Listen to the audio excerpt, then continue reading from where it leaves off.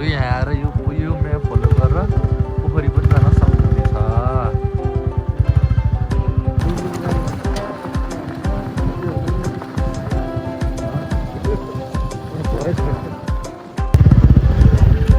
सर्दै रे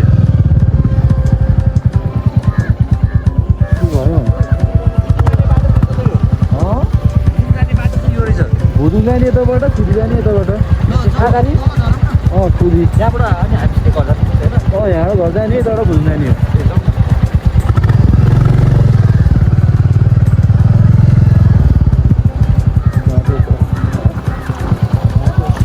बाटो चाहिँ अब एकदमै असिलो छ है, सिधै ठाडै उकालो ओह्रालो हो, नपुगुन्जेलसम्म अब चलाउने भाइजरलाई पनि अलिकति गाह्रै पर्छ। केटाहरूले पनि चलाइरहेछ, कसरी चलाउँछ थाहा छैन, चलाइरहेको छु। मेरो पनि थाहा छैन कन्डिसन कति बेला सिक्नु थाहा छैन। नानी हो जानु त बिस्तारै जान्छौँ। अहिले चाहिँ हामी घले गाउँबाट घुम्दै फिर्दै खुदीतिर जाँदैछौँ। खुदी जाने बाटो तपाईँहरू देख्न सक्नुहुन्छ, एकदमै ठाडै ओह्रालो छ। खुदी नपुगुन्जेलसम्म यत्तिकै हो, ओह्रालो सिधै ओह्रालै झर्ने हो, ठाडै ओह्रालो हो। अब हेरौँ अब के चाहिँ हुन्छ। जाँदैछौँ, बाटो सजिलै होला होइन, सजिलो त छैन, गाह्रै छ मलाई थाहा। अब लगभग 1-1.5 घन्टा जति चाहिँ हामीले यो ओह्रालो झर्नै पर्ने हुन्छ। बाटो असिलो छ धेरै नै, बाटो असिलो हो।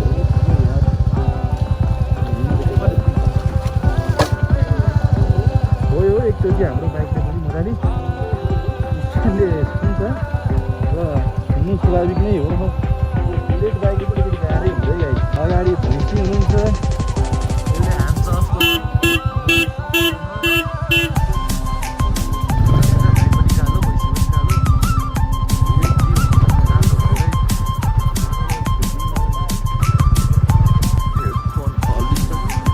बाटोहरू एकदम गाह्रो अवस्थामा रहेको छ र दाइ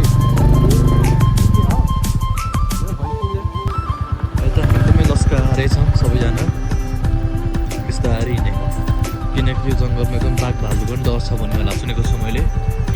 एकचोटि एकजना मान्छेलाई बाघले एट्याक गर्यो अरे, त्यही भएर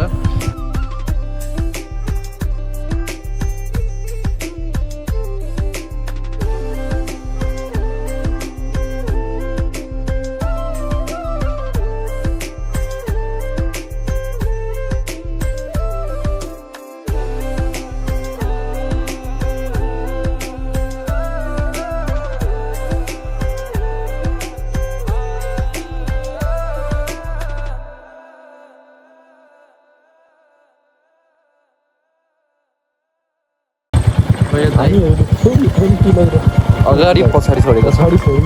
कहिले दाइ चलाएको छ बाइक, कहिले दाइले। हामी दुईजना मिलेर दाइ कहिलेबाट चलाएको छ। हामीले कोही बेला रेस्ट पनि गर्न दिन्छ, त्यही भएर बाइकले रेस्ट गर्न दिन्छ। बाइक चलाउने मान्छेलाई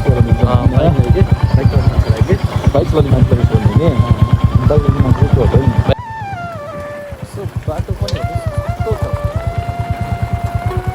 कालो।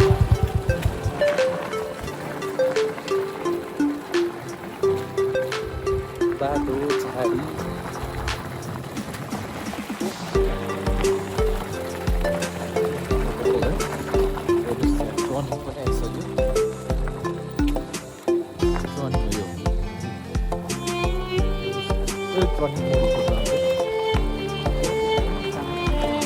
एकदमै सानो ट्रनिङ।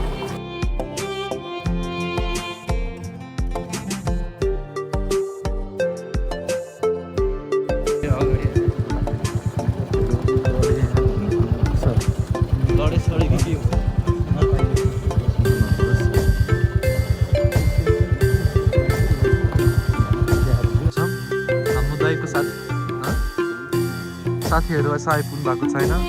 यसरी नै रमाइलो दृश्य तपाईँ देख्न सक्नुहुन्छ। हेर्नु पारि झर्ना हेर्नु होला गाइड,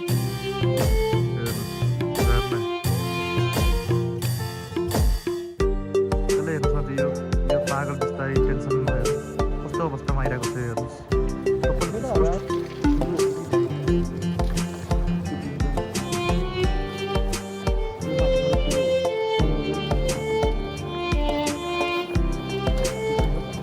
कति टाइम लाग्छ र अब अब यहाँबाट लगभग 1 घन्टा लाग्छ हामीलाई। अबबाट भन्नुहोस् पुरै कुराको चाहिँ भन्नु सकाइन्छ होला है। रमाउनु चाहिँ यहाँ बे भतेरकै रहेछ तर घामजुको दिन भएर सताउँदै अबै गोरु कति धेरै गोरु दाइ अबै डरहरू भैँसीहरू कालो भैँसी होइन कि त खैरो खैरो पनि छ त्यो पनि डरलाग्दो बाटो भएको छ। यसरी नै हामी भैँसीहरूको बिचमा साथीहरू पनि अल्झिरहनु भएको छ। भैँसी बाछो बछडा सब यसरी आइसकेको छ। तपाईँहरू स्पष्ट रूपमा देख्न सक्नुहुन्छ कति कालो कालो भैँसीहरू छ। यहाँहरूले हामीलाई हानिदियो भने सुनिदियो भने बर्बाद हुन्छ है गाइड। छोयो त छोयो दाइ बाछोले मलाई छोइदियो। अनि तपाईँहरू घलेगाउँ आउनु चाहनुहुन्छ गाडी पनि तपाईँले चाहिँ गाडी पनि स्पष्ट रूपमा गाडी पनि आउन सक्नुहुन्छ है त। बाई बाई गर्नुभएको छ भाइले हामीलाई बाई बाई हामी पनि गर्छौँ। घनपोखराको इन्डिङ भएको छ। अब हामी बिस्तारै एउटा झऱ्यो फेरि घनपोखराको इन्डिङ सक्यो। यहाँबाट अब हाम्रो कुन ठाउँ सुरु हुन्छ हामीलाई भन्नुहोस् न।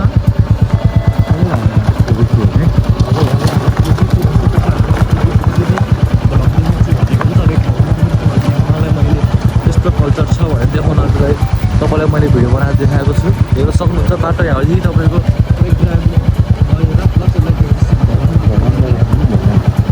बनाएको छ। स्पष्ट रूपमा तपाईँहरू देख्न सक्नुहुन्छ राम्रो बाटो छ।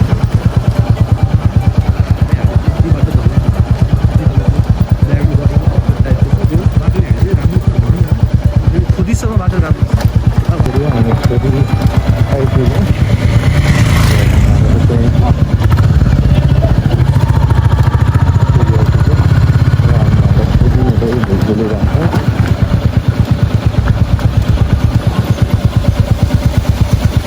बाटो यस्तो पानी यो तल देख्नु खुदीको पुल हो।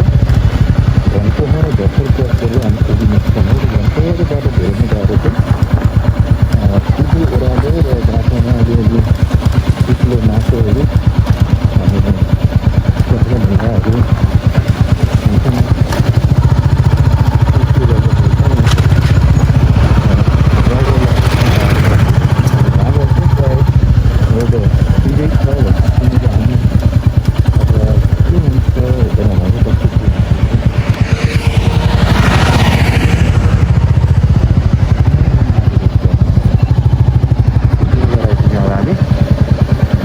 साथीहरू खुदी बजार आइपुग्यो हामीहरू। यो खुदी बजारको पुल रमाइलो छ। खुदी अहिले हामी खुदीको पुल क्रस गर्दैछौँ।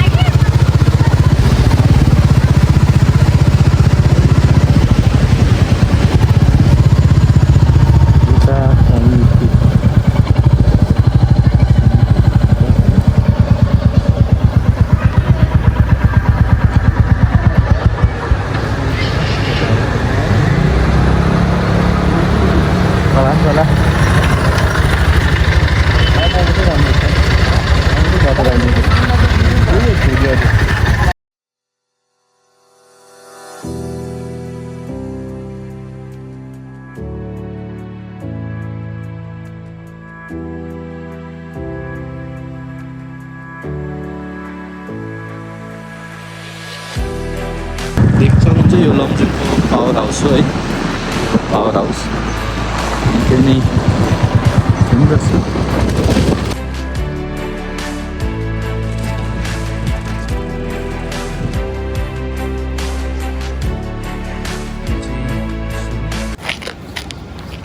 अहिले हामी चाहिँ बेइसर हुँदै बेइसरबाट घलेगाउँबाट घनपोखराको बाटो त्यो ओह्रालो हुँदै त्यो गाह्रो बाटो हुँदै अहिले खुदीबाट निस्किएर यो देख्न सक्नुहुन्छ अप्पर मर्स्याङदीको पावर स्टेसन हो। यो यहाँबाट चाहिँ जति पनि विद्युतहरू हामीले प्रयोग गर्छौँ त्यो विद्युतहरू यहीँबाट उत्पादन हुन्छ। यो नेपालको विद्युत उत्पादन क्षेत्र हो। र यो पछाडि देख्नुभएको चाहिँ यो टनलबाट हामी उतापट्टि निस्किन्छौँ हैन। देख्नु न त उतापट्टि निस्किन्छौँ है त। अनि यो पुल यो मर्स्याङदीको पुल यहाँबाट मर्स्याङदी धेरै सानो देखिन्छ। यहाँबाट भित्र पहरा छेडेर पानीले चाहिँ यहाँबाट थोरै उतापट्टि निकालेको छ।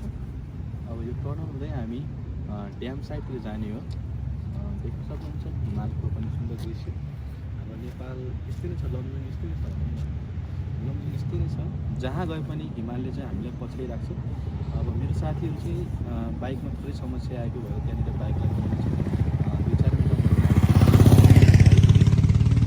साथीहरू फोटो खिच्दैछन्। रमाइलो हुँदैछ यात्रा।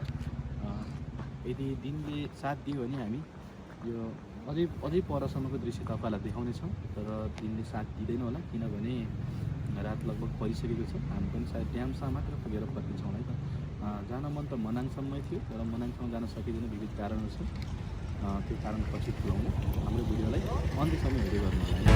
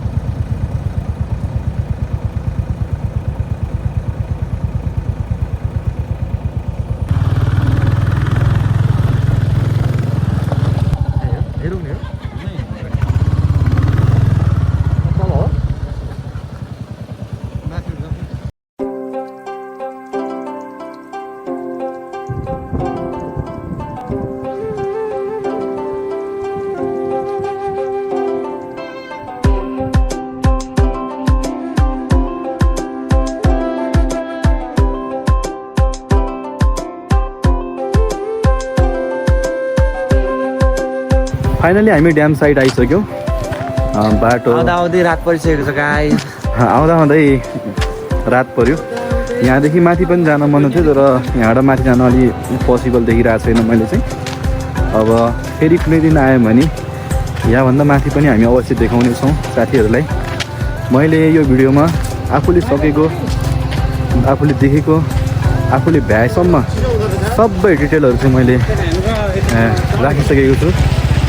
राम्रोसँग हेर्नु होला र जति पनि छुटेकाहरू छन् त्यसको लागि क्षमा चाहन्छु, किनकि कति कुराहरू देखाउन खोज्दा पनि सकिँदैन है। सबै कुराहरू समयको अभावले कुनै ठाउँमा अब बाटो पनि त्यस्तै थियो, गाह्रो थियो, त्यसले गर्दाखेरि देखाउन सकिएन। यहाँसम्म चाहिँ देखाएँ। हेर्नुहोस्, मनोरञ्जन गर्नुहोस्। अब यहाँबाट मुनि पुल छ, त्यो पुलबाट ड्यामको दृश्यहरू देखाउने छु। भिडियोलाई अन्तिमसम्म हेर्नु होला है।